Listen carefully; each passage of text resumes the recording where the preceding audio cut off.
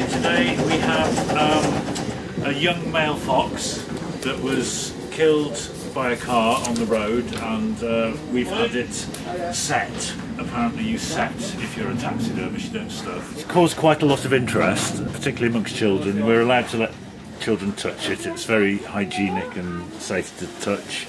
And we've had a lot of comments to say that, God, that's a very thin fox. But that's come from people who live in London or Birmingham or somewhere where they see wild foxes which feed quite well on the produce of dustbins. This is a very thin Welsh fox.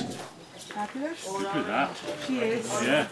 Better than me, aren't You only see foxes eating lizards. Some people say This is called crimping. It's putting a decorative pattern into the leatherwork. It's incising essentially a series of grooves, but creating a pattern out of the grooves.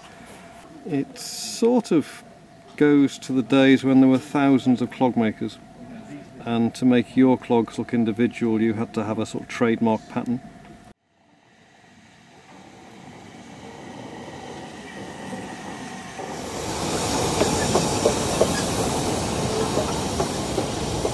What's new with the ospreys then?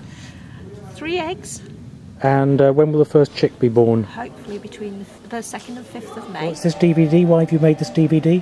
It's to celebrate the 100 years of RSPB Cymru.